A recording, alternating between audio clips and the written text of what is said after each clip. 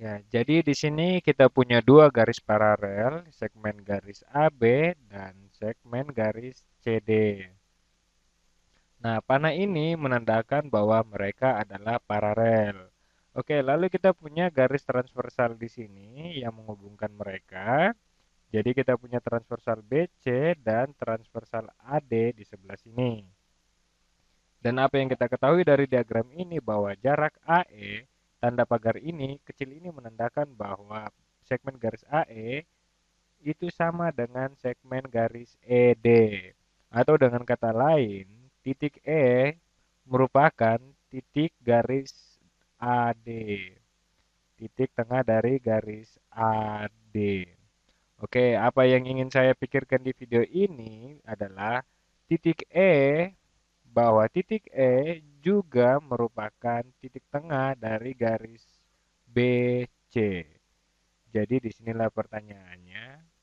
Oke, apakah apakah titik E merupakan titik tengah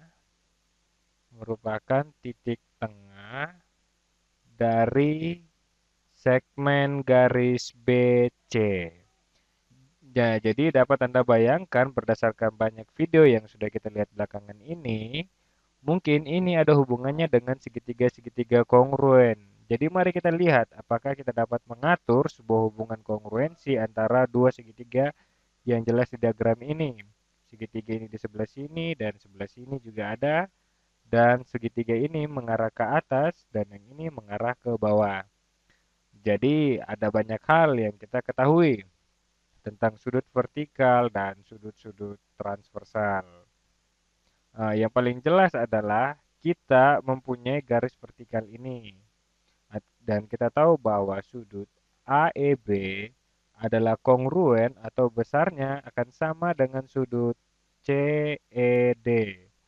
Jadi, kita mengetahui bahwa AEB, sudut AEB akan kongruen dengan sudut DEC.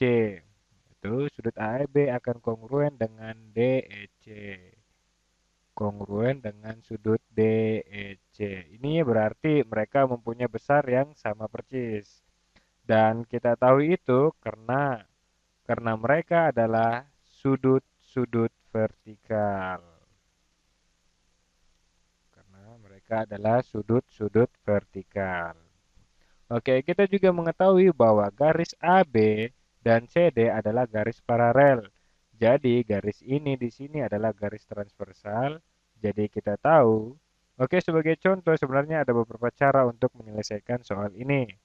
Tapi kita tahu bahwa ini adalah sebuah transversal dan ada beberapa cara untuk memikirkannya di sini. Jadi, biarkan saya meneruskan transversalnya dulu supaya kita dapat melihat semua sudut-sudut yang berbeda. Dapat dikatakan bahwa sudut ABE, ABE ada besar sudut di sini, ya, merupakan sudut dalam berseberangan dengan sudut ECD. Oke, dengan sudut ini di sini.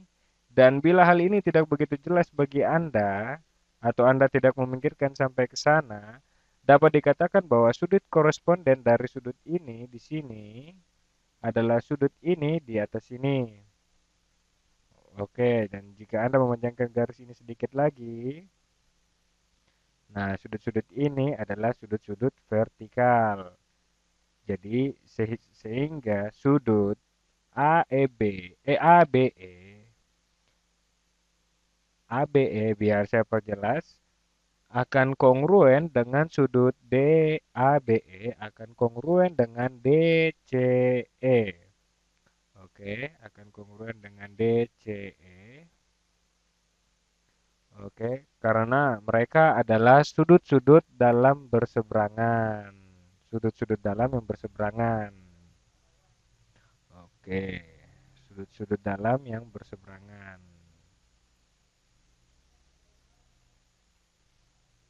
Oke, akan saya singkat di sini menjadi sudut yang berseberangan.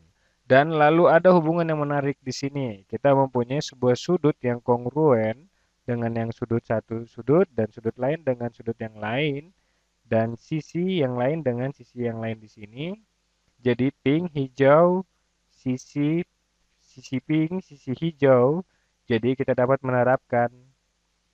menerapkan sudut-sudut sisi. Sisi-sisi sehingga kita tahu bahwa segitiga-segitiga kita harus memastikan bahwa kita mempunyai huruf-hurufnya di sini. Jadi kita dapat katakan bahwa segitiga AEB, tapi lebih baik saya mulai dengan sudutnya untuk membuatnya lebih menarik. Oke, sudut BEA. Jadi mulai dengan sudut magenta, sudut hijau dan ke sudut yang belum kita labeli, yaitu sudut BEA itu kongruen. Kita mulai dengan sudut magenta C ke E dan lalu ke sudut tanpa label ke D. Oke, dan kita mengetahui ini karena sudut-sudut sisi. Dan mereka berkorespondensi satu sama lain. Magenta, hijau, sisi magenta, sisi hijau, dan mereka semua kongruen. Jadi ini adalah sudut-sudut sisi. Lalu kita tahu bahwa mereka kongruen itu berarti sisi-sisi korespondensi mereka juga kongruen. Jadi kita tahu bahwa kita tahu bahwa kedua segitiga ini kongruen. Jadi koresponden mereka juga kongruen. Jadi kita tahu bahwa panjang BE, panjang dari segmen BE itu akan sama panjang. Oke, segmen ini adalah segmen antara sudut magenta dan sudut hijau. Sisi korespondennya adalah sisi CE.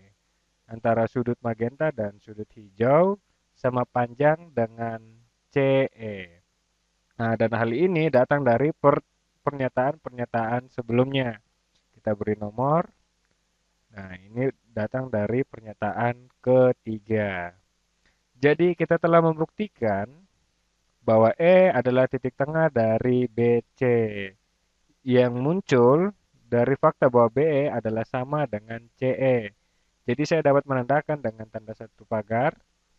Nah, segmen ini kongruen dengan segmen garis ini. Dan karena kita tahu bahwa segitiga ini kongruen dan saya telah tulis di sini. Dan saya bagi ke dalam dua kolom. Oke, dua kolom pembuktian. Yang ini adalah sebelah sini adalah pernyataan saya. Oke, dan sebelah sini adalah alasan dari pernyataan saya. Oke, dan kita selesai.